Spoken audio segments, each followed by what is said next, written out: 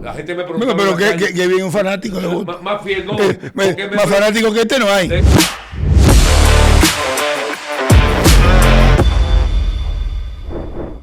Bienvenidos una vez más a Hablan los Expertos, para compartir con ustedes cosas que tienen que ver en el mundo del deporte y que además, entre todos, en una forma diferente y como ha sido ahora esa moda que lo vemos con las suscripciones que ustedes hacen en este Hablan los Expertos y las ideas y los comentarios. El último podcast que hicimos, recibiendo en algunos más de 400 comentarios, eso nos llena de orgullo y manténganse con nosotros. Hoy estaremos una vez más Juan José Rodríguez y un invitado muy especial. Juanjo, buenas y saludos y qué bueno otra vez verte bien y más flaquito porque lo sacaron con un turno de la clínica.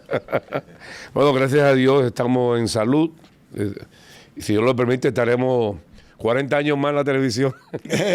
No, porque yo vi que Boy Uecker se retiró a los 90 y pico años narrando el béisbol de Grandes Ligas. Antes lo retiraban a los 70, ya no está retirando después de los 80, o sea que nosotros todavía tenemos de qué vivir. Mal Albert se retiró a los 85. Lo único que necesitamos es que la garganta funcione y que los tonos de voz estén ahí. Si no, vamos a narrar por señas. Uno que tiene muchos años en los medios de comunicación y que me siento como, vamos a decir la palabra, como el mismo camino, la misma trayectoria.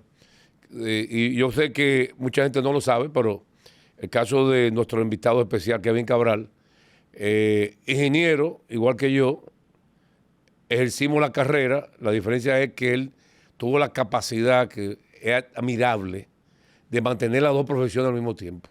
Yo tuve una época que decir, no puedo ser ingeniero y cronista deportivo a la vez. No puedo hacer las dos cosas.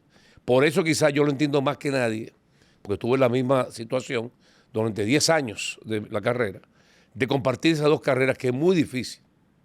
Y hoy está un hombre que también igual que nosotros, tiene como 40 años en los medios aproximadamente, pero sigue como ingeniero, el caso tuyo industrial, ¿verdad? El caso mío civil, y mantiene esas dos profesiones. Yo creo, como introducción, porque yo sé que vamos a hablar de ese libro famoso, ¿cómo tú puedes, Kevin Cabral, lidiar con ser ingeniero civil y también de ingeniero industrial, trabajar, ejercer la carrera y ser cronista deportivo? Bueno, saludos Juan José, Ernesto. Yo feliz de estar aquí con ustedes. He seguido el programa, lo disfruto mucho. Vi el de Santana, el de Rolling, el de otros compañeros y la verdad es que es muy ameno. Lo interesante de eso, Juan José, es que igual que tú, igual que uno de mis mentores y de las personas que en realidad me abrió las puertas en los medios, que fue Johnny Naranjo, soy ingeniero civil, aunque me ha tocado, digamos que ejercer más como ingeniero industrial por mis labores. ¿Por qué puedo compartir las funciones? Bueno, el tema es que yo creo que a los tres nos ocurre lo mismo y a prácticamente todo el que trabaja en los medios. Esto es una pasión. Esto en realidad uno no lo ve como trabajo, más bien como un hobby. Y quizá para mucha gente es difícil de entender, pero a veces yo salgo de mi oficina de un día de trabajo complicado y en la noche estoy en el Estadio Cibao transmitiendo un juego de béisbol. Y para mí en realidad es una terapia, es una diversión, porque uno disfruta lo que hace. Entonces creo que eso ha sido el secreto para poder compartir las dos cosas. El hecho de que trabajar en los medios, comentar en un juego de béisbol, hacer un rato de un programa radial, para mí nunca ha representado un trabajo. Eso es una gran cosa, Kevin. Yo voy a enfocar esto en otro nivel. Porque a mí me pasa, a diferencia de lo que dice Juan José, igual que a mí, la gente todavía cree que yo soy narrador. Exacto, que eso es lo único que tú haces. Y realmente todavía en mi vida, lo que menos yo hago es deporte. Mira, todas mis profesiones me ocupan, mis negocios, toda la vida. La gente no sabe que yo soy un profesor de la universidad de 1000 años, dando cátedras, psicólogo, abogado, los estudios de derecho, mercadeo, pero que mi vida realmente no tiene nada que ver con el deporte. O sea, el lunes, hasta que no llevo a la televisión, el día entero es un día de trabajo, de empresario. Pero yo quiero enfocar esto de otro punto de vista porque he visto muchos podcasts tuyos para poder entrar y no repetirlos, ¿verdad? Yo sé que tú hablas de tu historia, de cómo llegar, yo soy parte de esa historia. Sí, claro. Yo soy parte de ese ir a Santiago a narrar y conocer ese niño que tenías en esa época, 14 años. Ya tras Águila a los 18, pero ya 4 años antes ya usted estaba viendo, haciendo programas de radio conmigo. Hacías los programas que tenía Rafael Mencía y que compartías otra parte de tu historia. Pero hoy, para irnos a lo que es posteriormente lo que está en boga, ¿verdad? Ese libro que ustedes han hecho, un tema importante, hasta donde han llegado, porque estaban en Cooperstown, que tú nos expliques ese rol y cuáles las pretensiones y qué ha encontrado las Grandes Ligas en ellos. Y después un poquito vamos a hablar de las Águilas, sin picante, porque tú eres una persona que te ha manejado con esas Águilas en una forma muy diáfana. Entonces, hablamos del libro primero, después vamos a entrar en diferentes preguntas sobre eso. Y al final podemos hablar un chinchín de esa larga carrera del hijo de Denis Cabral, aquel narrador y comentarista de las Águilas que después siguió la profesión de su padre y que hoy ha estado en estos medios. Claro, mira, lo del libro, llegó un momento en mi carrera en que tuve el deseo de dejar un libro como un legado. Se me hacía cuesta arriba emprender el proyecto solo porque no es fácil. Y no es solamente el hecho de sentarse a escribirlo y a acumular la información que uno quiere presentarle al lector. Probablemente sea la parte más fácil. Es todo lo que tiene que ver con impresión, la parte de tú recaudar los fondos para hacer el libro. Y resulta que en el último Clásico Mundial de Béisbol compartí mucho con Rolando Guante, que es mi amigo de muchos años. Yo siempre le he dicho a él que soy un fan de la forma como él escribe. Me encantan, siempre me ha gustado sus columnas de baloncesto primero, después de béisbol. Y resulta que a RG le ocurría lo mismo. Él también quería hacer un libro y no quería hacerlo solo. Entonces ahí comenzaron las conversaciones para hacer ese proyecto de un libro de los dominicanos en Grandes Ligas, que entendíamos que se habían hecho otras cosas, pero que con todo lo que ha pasado con los dominicanos en los últimos 15 o 20 años, no había nada actualizado. Y ahí comenzamos a trabajar. Vamos a decir que escogimos una serie de temas. Yo escribí una parte, RG otra, más o menos el 50% cada uno. Y de ahí, bueno, pues surgió ese producto que es Pioneros y Proezas de Dominicanos en Grandes Ligas, que es un libro que ya tiene unos meses que fue publicado. Lo de el Salón de la Fama, en realidad no te puedo decir específicamente qué vieron quienes manejan la biblioteca del Salón de la Fama, pero nos aseguramos de hacerles llegar el libro, lo evaluaron y decidieron que reunía los requisitos para ser parte de esa biblioteca, que honestamente es un gran honor y algo que ni RG ni yo soñábamos que iba a ocurrir. Espero tener más detalles sobre eso en unos meses, porque tenemos la idea de viajar a Cooperstown probablemente después de la ceremonia de exaltación, porque es un periodo en realidad donde todo el mundo está muy ocupado, poder llevar el libro de manera formal y tener la oportunidad de compartir con quienes manejan la biblioteca. Pero la verdad es que eso nos llenó de alegría y de nuevo es un gran honor poder tener nuestro libro ahí. ¿Qué le ofreces al público en el libro?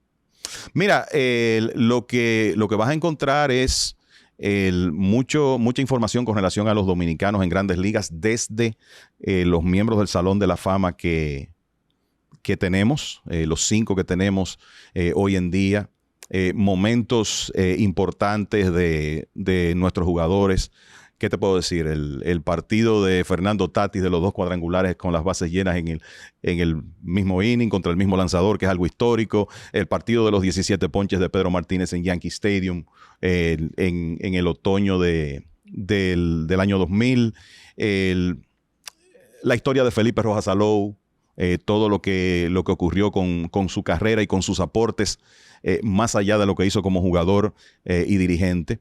No puedo decir que ahí en esas 200 y resto de páginas te vas a encontrar con todo lo que han hecho los dominicanos en Grandes Ligas, pero tratamos por lo menos de, en realidad, poner en un volumen lo principal de lo que han logrado nuestros jugadores. Obviamente hay material estadístico, los lideratos de los dominicanos, tanto de por vida como en temporadas individuales, quienes han sido nuestros novatos del año, premios Sayón, jugadores más valiosos, la historia de cada una de esas temporadas.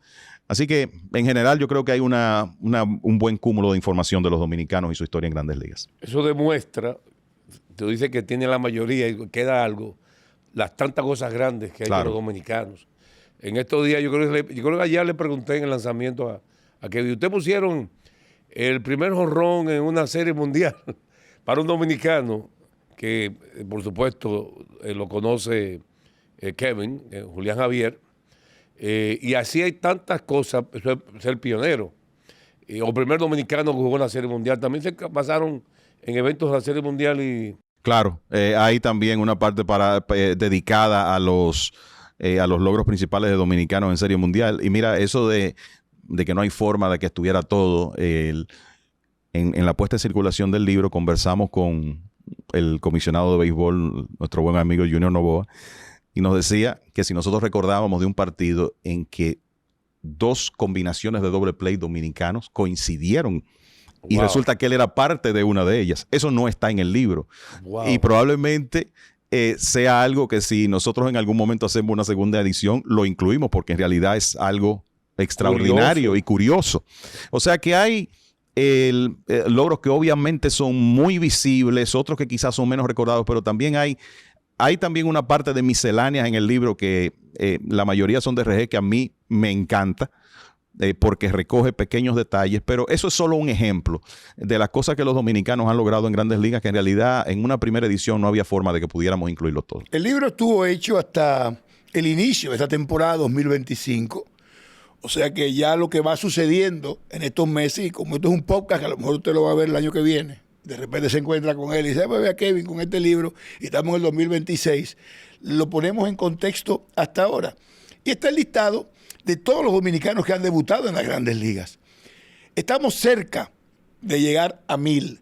El libro, ¿hasta cuánto llegaba, Kevin? ¿Y cuántos peloteros han debutado en esta temporada, hasta ahora que estamos en junio, que han podido subir más o menos ese número, aunque no sea exacto? Sí, no tengo el número de memoria, lo tengo por ahí en el teléfono, en un control, pero andamos alrededor, me parece que en esta temporada hay como 7 u 8 que han hecho su debut y el número está rondando los 950, 960. O sea, en cuestión, si uno más o menos ve el ritmo de debuts año por año, pienso que para 2026, quizás más 2027, vamos a llegar a ese número 1000. Esa es la segunda pregunta. En el caso de las academias que hoy están con tanta presencia en República Dominicana y con tanta fuerza, ese número de ir debutando en Grandes Ligas realmente ha aumentado o se ha mantenido casi constante en los últimos años. Te encuentras que, si lo analizas año por año, te encuentras que hubo un pico en un momento donde llegamos a tener cerca de 40 jugadores debutando en una temporada. ¿En los 90 o los 2000? En los 2000. Eso ha ido disminuyendo un poco, pero se ha mantenido estable en ese rango de, vamos a decir, alrededor de 30, temporada tras temporada. Eso es lo que se ha estado viendo en los últimos años. Y la verdad es que con la cantidad de jugadores que se están firmando en el país y la presencia de las 30 organizaciones aquí, no veo razón para que ese número disminuya, por lo menos en la realidad del béisbol actual. Aunque hay que decir que, como ustedes saben, hace un par de años que los equipos de Grandes Ligas redujeron vamos a decir, las plazas de trabajo que tienen en ligas menores. Hay ligas que ya no están afiliadas al béisbol organizado y eso va a ser un poquito más difícil. Ya de hecho eso está ocurriendo. Tú poder asegurar una plaza, inclusive en un roster de liga menor. Pero son tantos los jugadores dominicanos de talento que se firman que pienso que por lo menos en el futuro inmediato ese número se va a mantener, digamos que estable. Quizá no vamos a ver un crecimiento significativo, pero sí estable en cuanto a la llegada año tras año. Yo recuerdo una conversación que tuve con Luigi Sánchez, que más o menos para el 15 de mayo, 16 de mayo, habían 8 peloteros debutando. Habían debutado 7, ese día debutaba otro, y 8. O sea, no pasamos al final de más de 15, porque al final de temporada, cuando se abren los rosters, hay más debut. Sí, y tú sabes que ya en septiembre no hay tantos debuts porque hoy en día en Grandes Ligas los rosters no se expanden a 40 como ocurría anteriormente. O sea que el ritmo es menor. Y una de las, quizá de las situaciones raras que se presentó en esta temporada es que cuando inició, o sea, cuando fueron publicados los rosters de inicio de temporada a finales de marzo, no había dominicanos nuevos, o sea, que fueran a hacer su debut en esos días. Pero comenzaron a llegar después. Qué sé yo, Agustín Ramírez llegó con los Marlins. Comenzaron a llegar ese grupo que hemos visto en esta temporada. Pero lo que no creo que vayamos a ver cuando tú piensas que los rosters se expanden por 2, 3 jugadores en septiembre es un incremento marcado al final de la temporada que sí ocurría antes. Y sí, el número ahora anda alrededor de 10 o 12, o sea que para llegar al promedio probablemente vamos a necesitar un ritmo bastante acelerado en julio, agosto, de jugadores llegando a Grandes Ligas de los dominicanos para poder llegar al promedio. Yo sé que ustedes no hicieron un ranking de grandes hazañas, pero como fueron tantas y el libro, la gente disfruta saber de que hicieron cada dominicano. De tu punto de vista, ¿qué hazañas tú crees que puede provocar? Wow, esto es increíble. Yo sé que lo de Tatis padre, algo que muy poca gente cree que pueda ocurrir, porque coincidir con conectar 2 jonrones con base llena en una entrada, 2 veces están con la base llena, conectar el jonrón y aún agregarle el mismo lanzador. Pero ¿qué hazañas de las que tú dirías te llegan a la mente? De que están en el libro, por supuesto, descritas. Tú dices, wow, lean eso, que yo sé que muchos dominicanos van a disfrutar la historia de, porque ustedes le agregan algo, no solamente el hecho de la estadística y el hecho. Claro, bueno, mira, como está el béisbol de Grandes Ligas hoy en día, por ejemplo, tú, si vamos a hablar de cosas que quizás no vamos a ver que se repitan, ¿verdad? Si tú tomas la carrera de Don Juan Marichal, 26 victorias en una temporada, 30 juegos completos. Esas son cosas que ya por la forma como se maneja el picheo hoy en día, Imposible. Es imposible. O sea, 10 blanqueadas. 10 blanqueadas. En una temporada. Son cosas que no se van a repetir. Honestamente, como yo veo el béisbol en este momento, con lo difícil que se hace batear hoy en día, ¿verdad? Con la forma como los equipos manejan sus cuerpos monticulares, el hecho de que un bateador de calidad puede ver 3, 4 lanzadores en el mismo partido. Yo no sé cuándo nos vamos a juntar con una temporada de más de 60 cuadrangulares de un dominicano. Y resulta que hay uno que tiene 3, que es Sammy Sosa. Bueno, que fue en la época aquella, pero esos números están ahí y cuentan. Me parece que eso va a ser difícil que a nosotros nos toque verlo nuevamente. Que tú tengas un jugador que pueda tener 3 temporadas de 60 o más cuadrangulares. Esa es otra hazaña que podría ser irrepetible. Por lo menos. Juan Marichal que ustedes escribieron, aparte de lo que tú acabas de decir, de los 30 juegos completos, una temporada, creo que más juegos completos que victorias de por vida. Exacto. Uno más. Es una hazaña que yo creo que el joven que está viendo béisbol tiene que saborear, destacar, analizar que no es humano. Cuando en época de Marichal, esos pitchers estelares te tiraban con 3 días de descanso solamente. Sí, si tú te vas imagínate, si te vas a números de acumulación y piensas en, por decir algo, en la cantidad de juegos completos de Juan Marichal en su carrera, eso definitivamente que no vamos a ver otro dominicano lograrlo, porque ya el béisbol está en otro lugar. Y eso es culpa del béisbol, porque también, eso que está diciendo Juan José, una de las partes es, a lo mejor hay pitchers que tienen una capacidad superior, lo que pasa es que nunca se van a enterar porque un equipo no te va a permitir. No te van a dar la oportunidad. Tire un juego completo hoy mañana cuando estamos comenzando una temporada y te están administrando para otra cosa. El béisbol es que ha cambiado realmente, no sabemos la capacidad de otro que venga. Claro, y tú te pones a pensar los cuadrangulares de Albert Pujols, los de Alex Rodríguez, los mismos 3,000 hits. Aunque, bueno, Manny Machado está activo y yo creo que tiene una gran oportunidad de lograrlo, pero hoy en día en el béisbol de Grandes Ligas hay un patrón distinto inclusive de descansos para los jugadores. O sea, tú ver... Que lo exigen ellos. Sí, que te lo exigen. y las carreras normalmente no son tan largas. Entonces, que esas cosas se repitan va a ser cada vez más difícil. Yo leo y escucho gente diciendo, no, es que no vamos a ver otro pitcher que gane 300 juegos. Bueno, no sabemos si eso es verdad, pero sí sabemos que el nivel de dificultad en esta época va a ser mayor. O sea que los dominicanos han logrado cosas que, vamos a decir, difícilmente van a poder repetirse en el esquema actual por la forma como la industria se maneja en esta época del siglo XXI. Hablaste del bateo. Cuéntanos de eso. Tú eres un analista del béisbol. ¿Qué es lo que pasa con los promedios colectivos de las grandes ligas? ¿Por qué tú dices lo que el pitcher está por encima? ¿Qué ha pasado en los últimos años?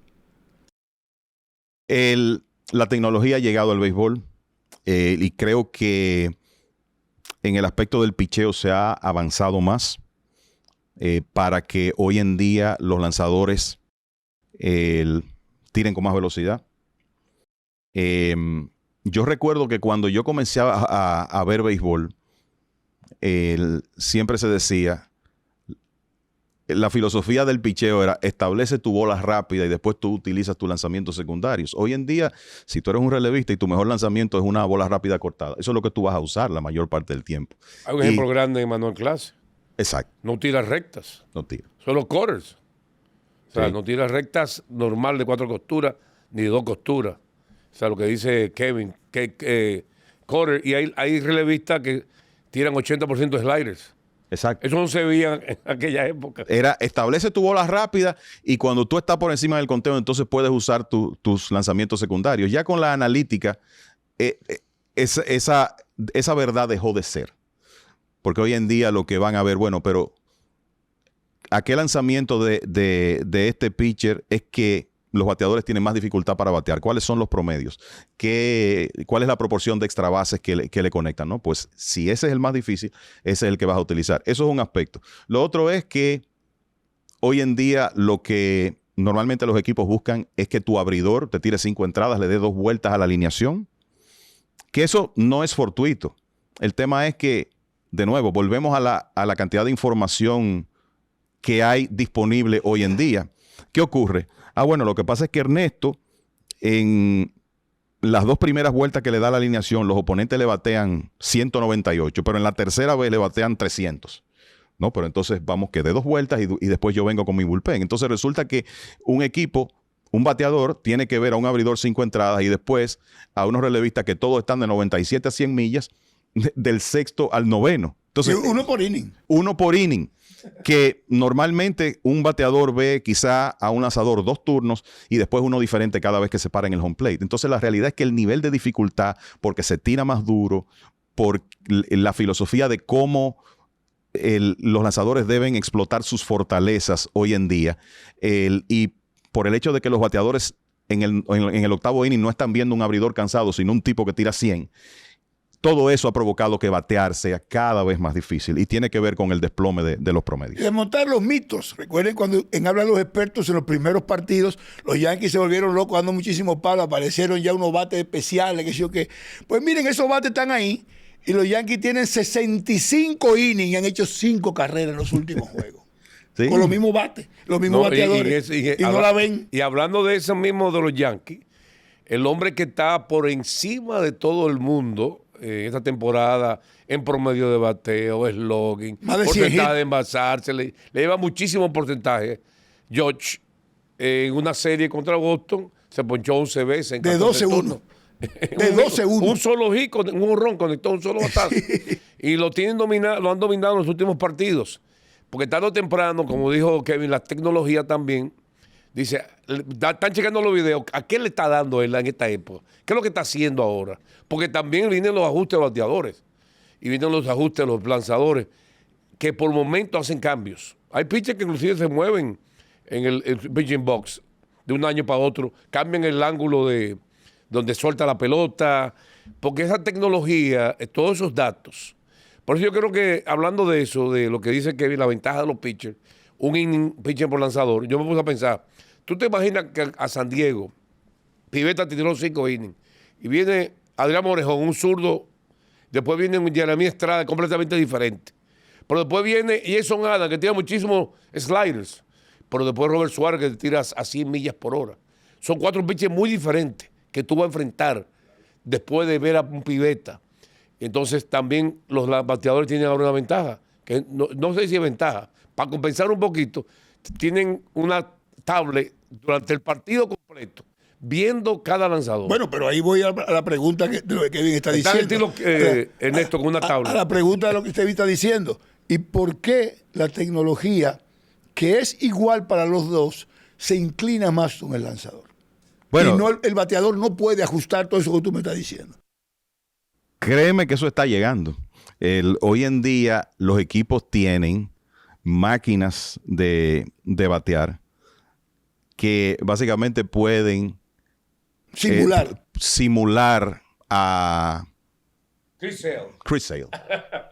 Ángulo, velocidad de lanzamientos, todo. Entonces un bateador puede ir a la máquina, va a enfrentarse a Chris Sale mañana y batearle a la máquina lo que Sale tira. O sea, créeme que en la ofensiva se está tratando de alcanzar lo que los lanzadores están haciendo. En esta época donde tú oyes que se habla de que los equipos tienen laboratorios de picheo y están estudiando la mecánica de estos lanzadores, viendo de qué manera pueden conseguir que lancen más duro, cambiarle el ángulo, como dice Juan José, de un lanzamiento, ni hablar del tema de la preparación física. Hoy en día se habla de pitch design, diseño de lanzamientos. Vamos a ver qué lanzamiento le podemos agregar al repertorio de este lanzador para hacerlo más efectivo. O sea, todo quizás no tan extremo, pero por ejemplo, tú revisas a Luis Severino cuando llegó a los Mets. Severino venía de tener una efectividad de casi 7 con los Yankees en 2023.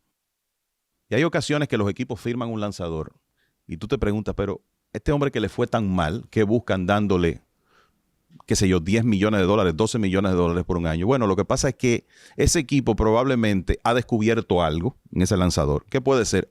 Ah, mira, es que está telegrafiando su slider porque está haciendo esto. O nosotros pensamos que si le cambiamos un poco el repertorio a ese lanzador o la proporción de uso, su éxito puede ser distinto. Y Severino llegó a los Mets el año pasado, venía de ser un lanzador de que bola rápida, 4 costuras, cambio y slider era su repertorio con los Yankees. Y con los Mets, no, queremos que tú utilices menos el cambio y más un sinker. Y Severino tuvo una temporada que le sirvió de plataforma para conseguir un contrato de 67 millones de dólares. Y eso hoy en día lo vemos a diario, que en realidad de una temporada a otra le pueden cambiar la proporción de uso a un lanzador, incorporarle un lanzamiento y que eso provoque un cambio significativo en su rendimiento. Eso es parte del béisbol de esta época. ¿Dónde podemos conseguir el libro? ¿Dónde lo puedo comprar? ¿Cómo lo puedo adquirir? Mira, aquí en Santo Domingo lo tenemos en Lidom Shop, en Plaza San Bill, y en Santiago en las tiendas Lendoiro, que bueno, quien vive en Santiago del Cibao, o sea, las tiendas Lendoiro tienen 4 sucursales, están en lugares muy, muy céntricos. No, es 1,500 pesos en los establecimientos donde se vende, y estamos en medio ahora ya del proyecto de la versión digital, que estará próximamente en Amazon. Espero que más temprano que tarde. ¿Tienes algún medio online que si uno escribe, tú se lo mandas? A ti o a Rolando, que te mandó los cuartos, yo te hago una transferencia ahora.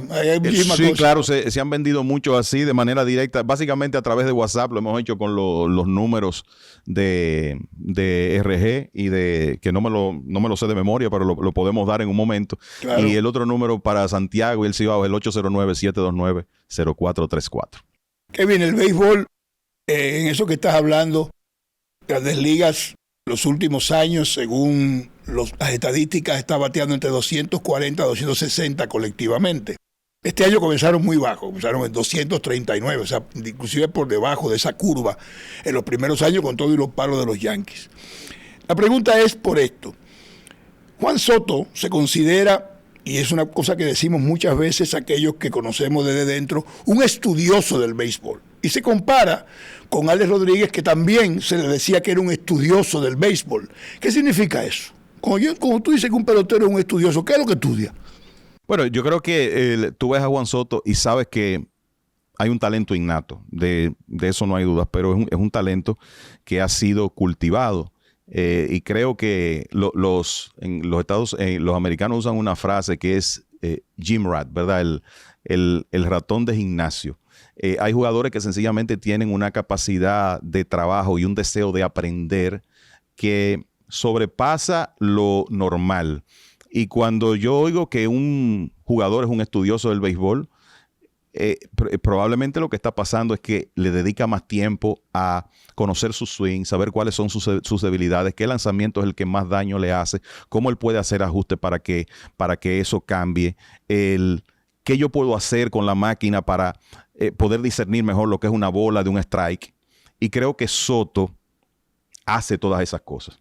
Independientemente de que él llegó a Grandes Ligas de 19 años y tú de inmediato pudiste ver, y esto es algo que yo estoy escuchando desde que Soto firmó y fue al draft de novatos de la Liga Dominicana, que él nació con una habilidad que muy pocos tienen para conocer la zona de strike. Lo otro con Soto, cuando tú lo ves batear, tú te das cuenta lo temprano que él reconoce el lanzamiento que le están haciendo, que Manny Ramírez también tenía esa habilidad. O sea, desde el momento en que la pelota sale de la mano del lanzador, esos muchachos saben lo que viene. Y el que ve muchos juegos se da cuenta que eso es una habilidad muy rara, muy, muy especial. Son pocos los bateadores que pueden reconocer tan temprano. Y creo que eso es lo que lo hace grande, eso es lo que lo hace especial. Lo hace fino. Claro. Espera que venga una segunda edición, pero sabemos que el Pujol va para el Salón de la Fama, ¿verdad? Pero de los que están activos, que tú puedes decir, Juan José, puedo pronosticar, si la salud lo permite, si Dios lo permite, que la ruta que llevan estos peloteros van para el Salón de la Fama.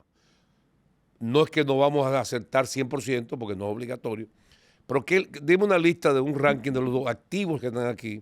Mencionaste uno de ellos, que fue el caso de Manny Machado. La ruta al Salón de la Fama, los activos. Lo de Pujol ya es un hecho, ¿verdad? Y no vamos a hablar de los casos polémicos que están esperando la puerta, que son Sammy Sosa, Alex Rodríguez, Manny Ramírez, que no hay duda de que merecen, desde mi punto de vista, el Salón de la Fama.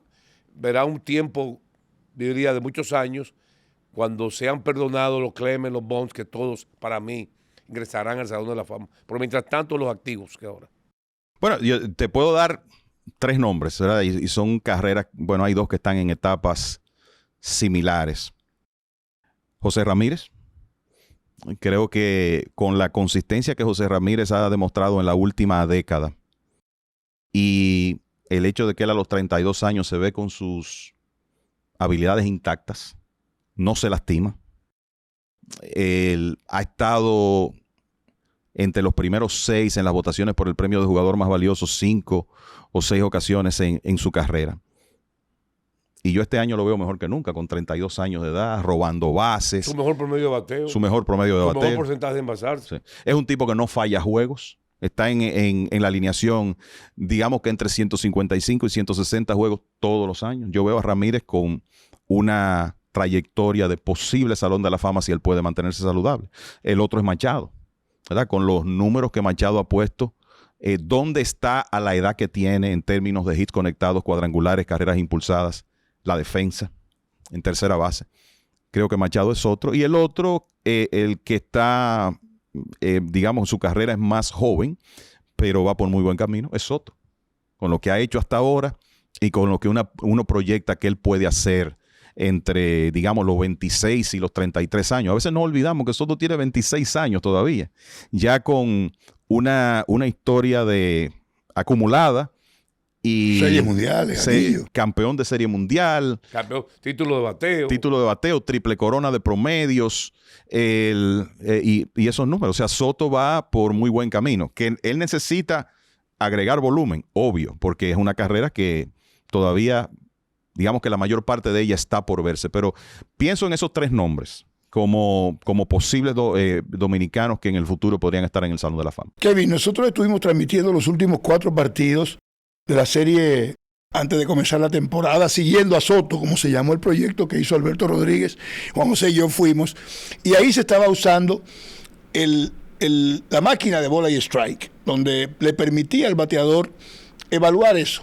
O sea, obviamente vimos a Soto en el espectáculo de pedirla 3 veces y ganarla. El árbitro le ha cantado un strike que no era, y entonces hay jugadores que obviamente llevan la ventaja ahí. Esa tecnología está supuesta a venir, se está usando solamente en la pretemporada para ya tratar de aplicarla en una temporada. Ahora, los cambios que ha hecho el béisbol en los últimos años, ¿cuáles no te gustan? ¿Y cuáles tú entiendes que deben seguir adelante? Voy a comenzar con los que me gustan. Yo siempre fui digamos, abanderado de la repetición en el béisbol. Cuando se comenzó a utilizar, cuando se implementó la repetición, los puristas, los tradicionalistas decían como que eso era el final del béisbol. Resulta que hoy no sabemos, no recordamos cómo era el juego antes de que eso existiera. Las discusiones, no teníamos que parar porque ya no hay que discutir nada. Exacto. Hay que hablar con Nueva York. Menos. O sea, si tú tienes la tecnología para hacer las cosas más justas, ¿por qué no utilizarla? Me encanta lo del reloj. Uno que ve juegos a diario, que transmite juegos con frecuencia, se puede percatar, ustedes lo saben, que el ritmo de los partidos ha cambiado significativamente. Y no se ha perdido nada, porque lo único que se ha eliminado es un tiempo muerto, de un lanzador dando un paseíto por el montículo. Que a veces pensaba que era estratégico. Sí. Ya ni siquiera nos damos cuenta de que el reloj existe, de que el reloj está, pero tenemos, desde mi punto de vista, un producto de más calidad. Yo te diría que de los cambios de regla, ese de los últimos, ese es el que más disfruto. ¿Por qué disfrutan más del reloj? Porque no hay tiempo muerto, porque no hay tanto tiempo perdido. La verdad es que nosotros somos aficionados al extremo del béisbol, ¿verdad? Esto para nosotros es una pasión. Pero tú me dices si tú disfrutabas ver a un bateador salirse del home plate, dar un paseíto, quitarse el casco, ponérselo otra vez. Personalmente yo no. Que cada vez se arreglaba la muñeca, salía, se arreglaba la muñeca.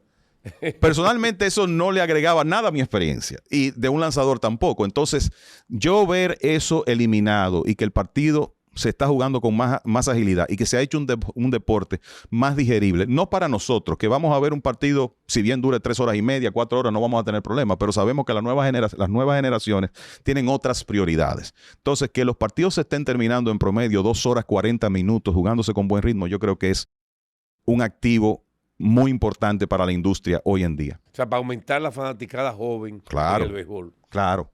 Y para hacer el deporte más digerible y para que no solo nosotros, sino el fanático promedio lo disfrute más. No me gusta el tema del corredor fantasma. Yo sé que hoy en día tú quieres asegurarte de que un equipo pueda administrar sus lanzadores bien, que no tengas que sobreutilizar a nadie, pero ese elemento de tú traer este corredor, ponerlo ahí, para mí eso no es en realidad parte de lo que entiendo debe ser el béisbol. Te diría que esa es la que menos me gusta. Grandes Ligas hizo hace un par de años algunas cosas para eliminar o para disminuir el uso de los jugadores de posición lanzando. Creo que se debe hacer más. La verdad es que el espectáculo pierde cuando un jugador de posición se pone en el montículo a tirar pelotas. Claro, que pues yo estaba animando a buscar la pelota. La diferencia que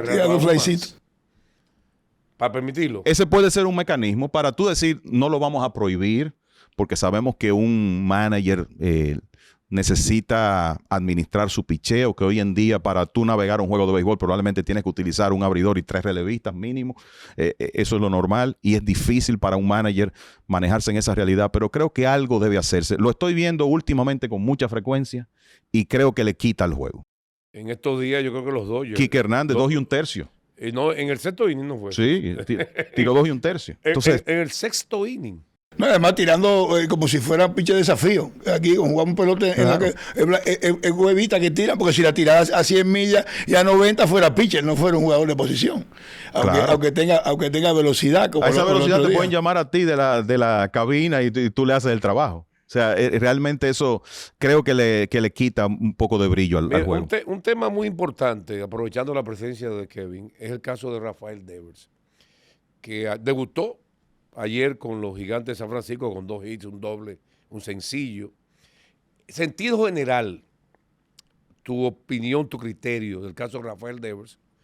Primero con la polémica, ¿verdad? Y luego hablaremos de lo que es Devers, porque tú mencionaste Salón de la Fama y ahora me recordé que un cuarto jugador que tiene números a la edad que tiene 28 años de Salón de la Fama o camino es Rafael Devers. Entonces, dos preguntas en uno. Si ese movimiento que hizo Boston de sacarlo de tercera le puede afectar para el Salón de la Fama, porque tiene número como tercera base para el Salón de la Fama a los 28 años. Y primero, ante todo, tu opinión de todo lo ocurrido. Devers, que nunca había sonado de nada, no hablaba de nada, nadie había escuchado a Devers decir nada. Es más, él ni hablaba. Y de repente es un hombre que está en todos los periódicos, en todos los titulares. Si es polémico, si no. ¿Cuál es tu opinión del caso en general de Rafael Devers? Bueno, en general creo que la situación es lamentable, que él haya tenido que salir del equipo de Boston.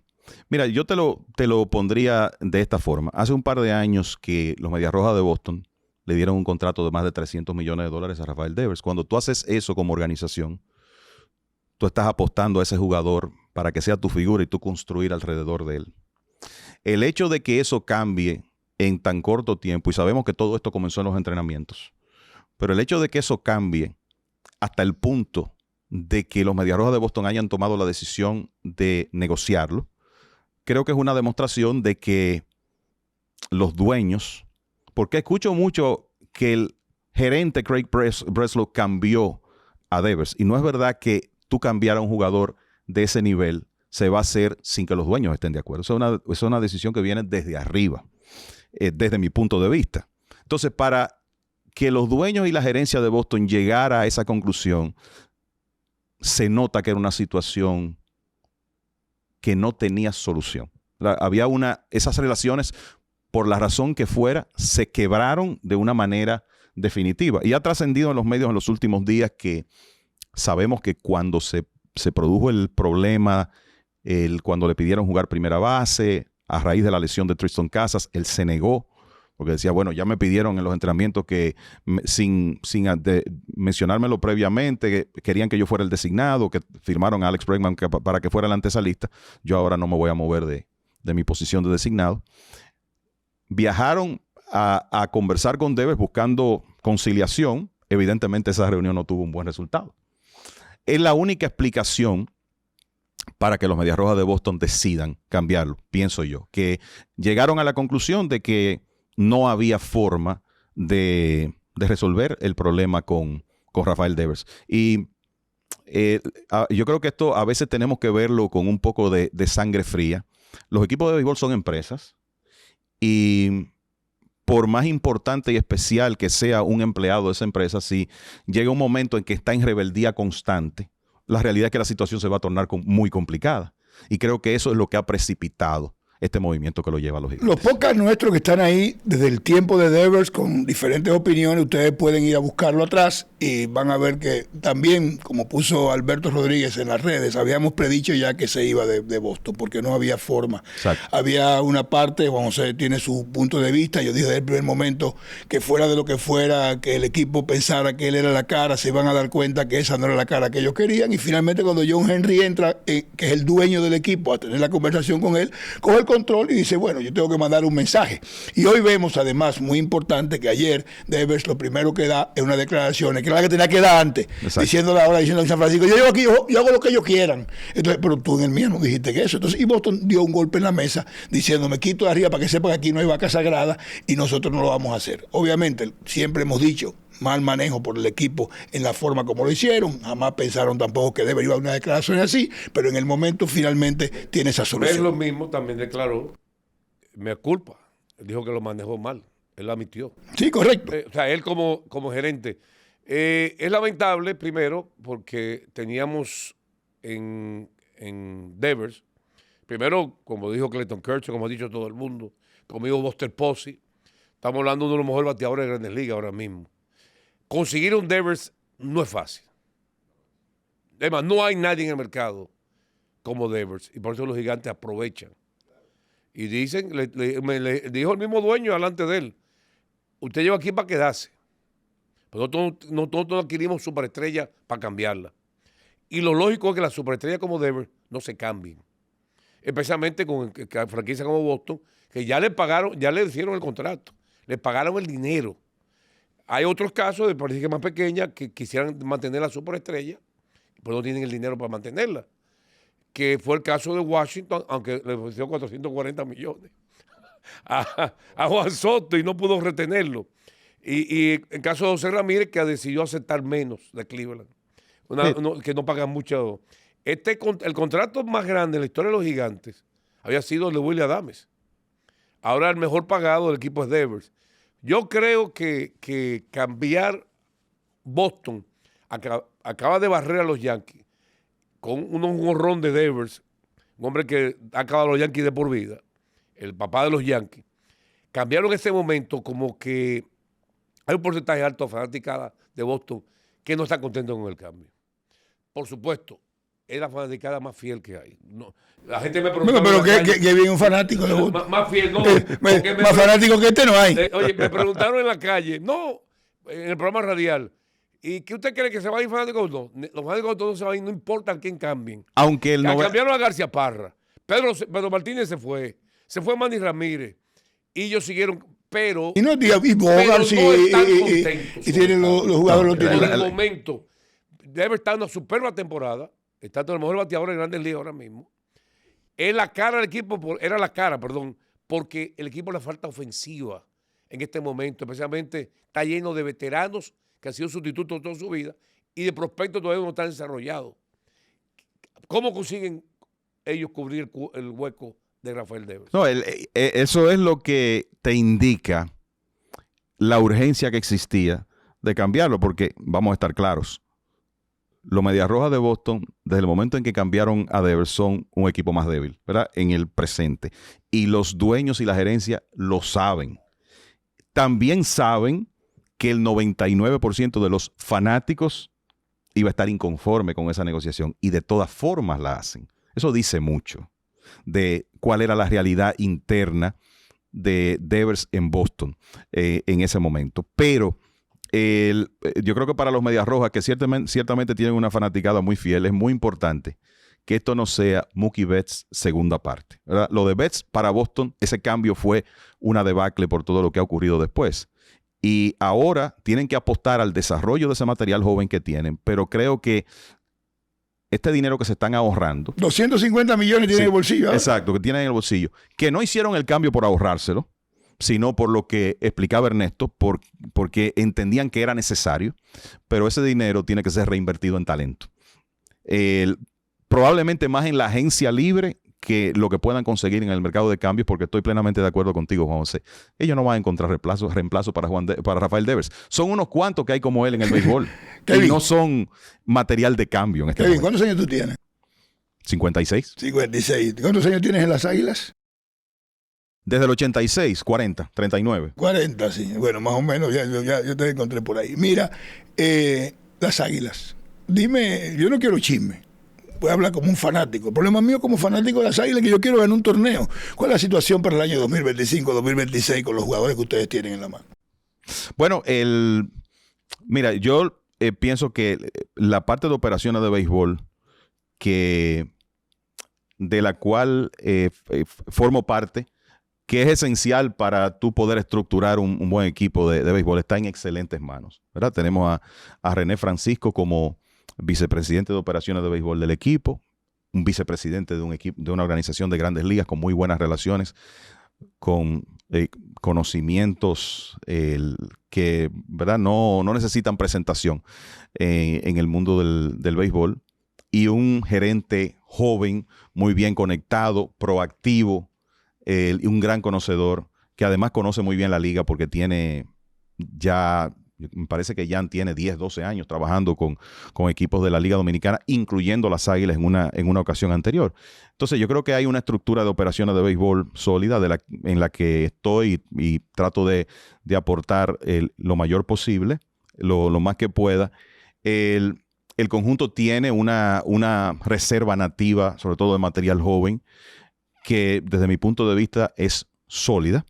El tema es que estamos en junio Y todavía en esta época es muy difícil predecir con qué tú vas a poder contar en octubre. Por todas las eventualidades con el material joven que se vive hoy en día, quiénes van a estar saludables, a quiénes le van a permitir jugar, qué tiempo le van a permitir jugar, en qué etapa de la temporada. Normalmente los prospectos le dan, permiso en el inicio. Entonces todavía todos esos elementos tienen que aterrizarse. Te puedo decir que el equipo tiene ya un par de contrataciones de jugadores importados y un abanico muy grande de posibilidades. Lo que ocurre es que tampoco en el béisbol invernal es una buena medida tú desesperarte y querer firmar muchos importados temprano porque se presentan oportunidades más adelante por todo esto que estamos hablando. Entonces creo que hay una estructura sólida que está trabajando desde el día de la rueda de prensa en que René Francisco y Jan Guzmán fueron presentados. Se está trabajando en mejorar la reserva nativa, en tratar de reunir el mejor grupo posible de importados, de prepararnos para el sorteo de novatos. Entonces, en una liga donde hay muchas variables y obviamente mucha competencia, porque hay equipos que tienen poder económico y lo han demostrado y tienen muy buenos departamentos de operaciones de béisbol, creo que el equipo va a estar en posición para tener un buen torneo. Al fin y al cabo, en el béisbol, en cualquier béisbol, tú lo que puedes buscar es tratar de hacer un equipo que te ponga en posición de ganar, porque el resto va a depender de cómo tú ejecutes en los partidos claves, en los playoffs. Y creo que ese objetivo se va a lograr.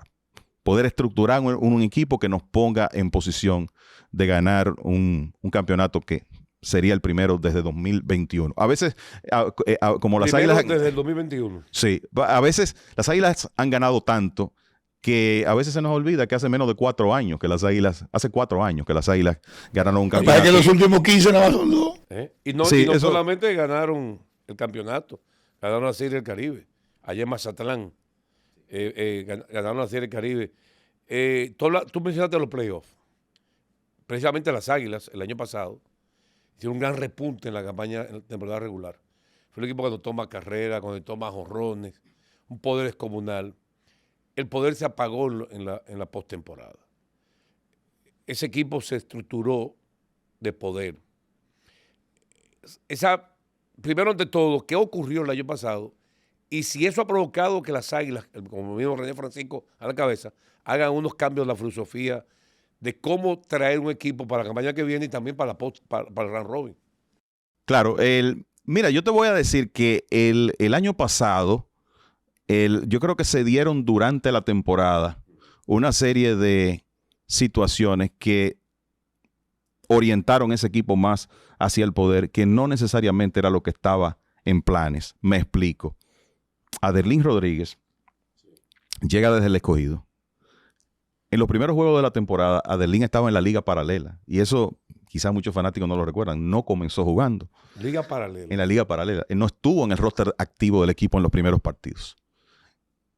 Se coloca en roster un día, conecta un fly de sacrificio que se lo atraparon en la pared y al día siguiente Yadier Molina lo coloca en la alineación, Adelín pega 2 cuadrangulares y el resto es historia. De ahí no paró de batear hasta que ganó el premio de jugador más valioso. Entonces, tú tienes ayer a la Encarnación, tienes a Adelín. En mitad de temporada, decimos, bueno, esta alineación necesita un bateador zurdo que cree un poco de equilibrio. Viene Anthony García. En realidad es un ambidextro, es otro bateador de fuerza que hizo una contribución importante. Y de repente, un equipo que estaba conseguido para que fuera, quizá tuviera un poco más de equilibrio entre bateo de contacto, velocidad, poder, se convirtió más en un equipo más orientado al poder. Por esas situaciones que se dan durante la temporada. ¿Qué pasó en los playoffs? Mucha gente cree que uno trata de buscar excusas. En realidad uno lo que trata es de buscar explicaciones para tratar de que las cosas no se repitan. Pero mira, yo no sé si ustedes recuerdan el tema del clima en la parte final de la temporada y todo lo que hubo que hacer, extender la serie regular. Las Águilas jugaron su último partido en Santiago en unas condiciones horribles, bajo lluvia, con los Gigantes del Cibao. y después tuvieron una semana de descanso. Muchos de esos días el equipo ni siquiera pudo entrenar porque estaba lloviendo constantemente. Lo único que podían hacer los bateadores era batear en el batting cage, como se dice. Pienso que eso le hizo mucho daño al equipo en el todos contra todos. En realidad esos bateadores se salieron de ritmo.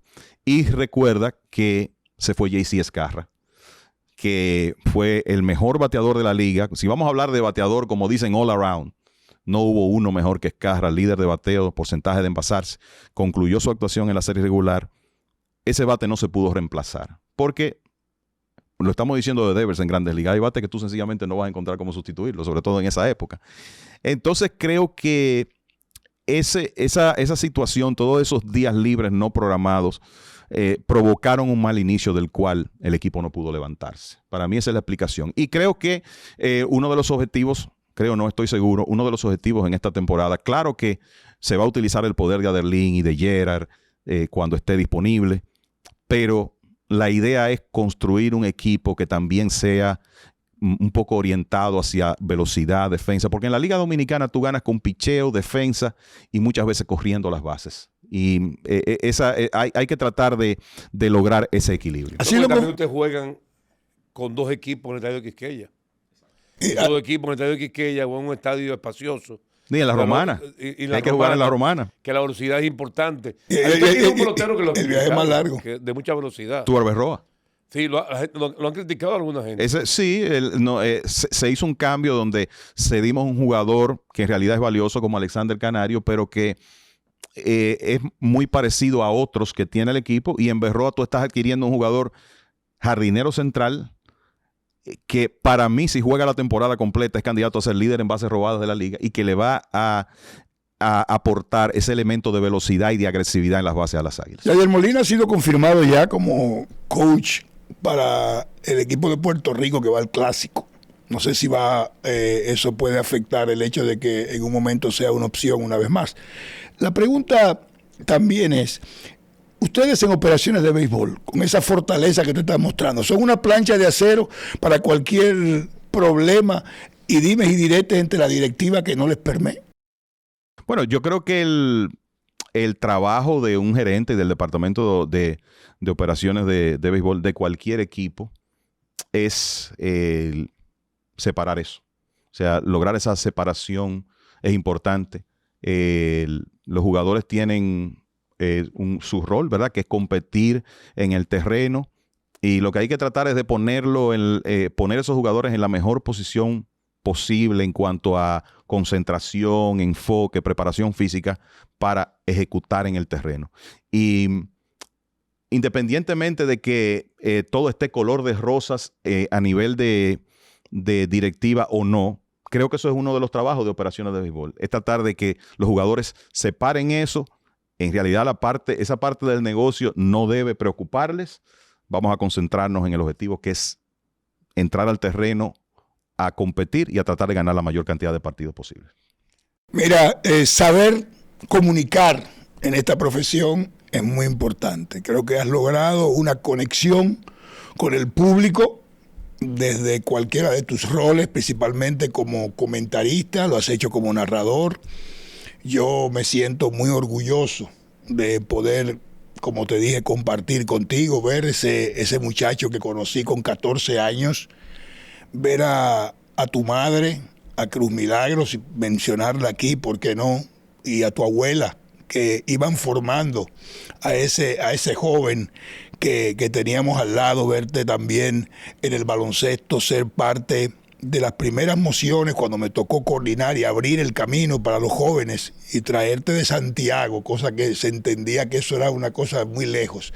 Y cuando me tocó coordinar las transmisiones de Grandes Ligas y ser el que manejaba las cosas en Deportes en la Cumbre y después hacerlo, traerte de Santiago a narrar y ver esa evolución hasta ESPN y todo lo que has hecho internacionalmente. O sea que para nosotros es un momento de lujo tener esta entrevista diferente diferente que no tiene nada que ver con tu carrera, sino con lo que ustedes están haciendo, ese momento de escribir un libro con esa visión y que abre las puertas para otro camino donde le da un servicio a la sociedad dominicana. Me tocan estas palabras para despedirte, Juan José, tiene la de también darte ese chance, a ti después el último chance para dejarnos ese precioso momento de compartir contigo. Habla a los expertos porque hoy el experto es un experto mejor que nosotros. Que va, no, mira, un testimonio que quizás nunca lo he dado públicamente. Yo recuerdo perfectamente cuando Ernesto llega a Santiago a narrar baloncesto en radio y yo comienzo a escucharlo y con el transcurrir del tiempo pude percibir la conexión de la narración de Ernesto y de él como persona con los fanáticos. Cómo los fanáticos llevaban el radio al Palacio de los Deportes a ver el juego o escuchándolo. Y yo que me iniciaba, y tú eras más o menos un novato también, o sea, no era que tenía mucho tiempo. 17 años. Yo me decía, yo quiero lograr esa conexión con la gente. La verdad es que, para el que no lo sabe, la etapa de Ernesto narrando baloncesto en Santiago, para los que seguían el baloncesto en esa época, es inolvidable. Y él y su tío Fran tuvieron mucho que ver con el desarrollo y el crecimiento del baloncesto en Santiago, con lo que hacían con las transmisiones. Sabe que por eso desde esa época he admirado mucho lo que haces. Y ciertamente mi primera incursión en transmisiones de Grandes Ligas en Santo Domingo, gracias a ti, por allá por el 2004. Ha pasado un tiempecito y es algo que siempre agradezco y que atesoro esa oportunidad, porque hasta ese momento me conocían principalmente quizá en Santiago y en el Cibao, pero no tanto en el país. Sí, el baloncesto de Santiago se mantiene allá arriba, dicho sea de paso, que vamos a felicitar a todo el que tiene que ver con Basquetbol de Santiago. Y tiene un nombre. Ese señor contribuyó a elevarlo, sí, sí. Donde está. Tiene un nombre, Oscar Gobaira. Para finalizar, una pregunta. Estadio Quisqueya tiene el nombre Juan Marichal. ¿Tú crees que el Estadio Cibao, que es un estadio también de mucha tradición, debe tener un nombre también? Primero, esa es la primera pregunta. Y si fuera un nombre, ¿a quién debe estar para ti? Porque hay muchos candidatos buenos. Si no se llamara Estadio Cibao, para mí debiera ser Winston Llenas. Pues, ¿tú crees que merece que Estadio Cibao lo pongan un nombre como el caso de Estadio Quisqueya? Sí. Estadio Quisqueya, Juan Marichal. Sí, puede ser. Y mira, por mucho tiempo pensé que por un tema de tradición que ese nombre debía permanecer. Pero cuando tú analizas la contribución de Winston Llenas a las Águilas, ¿verdad?, que es el equipo de ese estadio, en todos sus roles y lo que ha significado para el béisbol dominicano, te lo dice alguien cuyo ídolo es Miguel Diloné. Que para mí, ese era tu pelotero favorito. Ese era mi pelotero favorito. Creo que el paso de Miguel Diloné por el béisbol dominicano influyó mucho en mi pasión por el béisbol. O sea, esa época para mí ¿Por qué es tu favorito? Porque es que la época es una pena que haya tan pocos videos. La época Es una época. Siempre dicen que el béisbol dominicano tiene que dividirse en las famosas dos etapas, antes y después de Gelo. Para mí eso es cierto. Porque Gelo Diloné le trajo al béisbol dominicano un nivel de emoción, de atractivo para los fanáticos que no se ha repetido. Eso es un caso único en el béisbol dominicano y ese fue mi ídolo de niño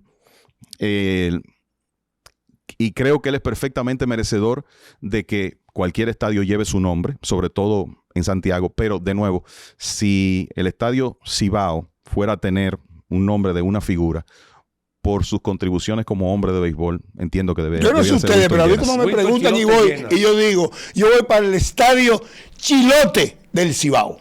Así que eso lo dice todo. Yo tú dices Marichal, Estadio Chilote del Cibao. Tú dices claro, aquí lo digo, a Juan Marichal debería ser Juan Marichal y Alma. Y mira que uno tiene su columna. Y mira que es difícil hacer, o sea, hacer ese ajuste porque por la costumbre de décadas, ¿verdad? Llamando por su nombre una instalación, pero ya creo que sabemos que es el Estadio Quisqueya Juan Marichal y don Juan es más que merecedor de ese honor y claro que lo decimos así. Bueno, hemos tenido en Hablan los Expertos un experto y muy agradable, ¿verdad? La experiencia de prácticamente casi 40 años con las Águilas Cibaeñas. Entonces me dijo, vamos a tratarlo suave hoy. Así que... Él me cuida siempre, me cuida. Señores, gracias. En forma de chiste. Gracias por estar con nosotros. Repliquen esto, denle a la campanita, suscríbanse, porque cada día tenemos grandes sorpresas como estas. Hablan los expertos. Adelante.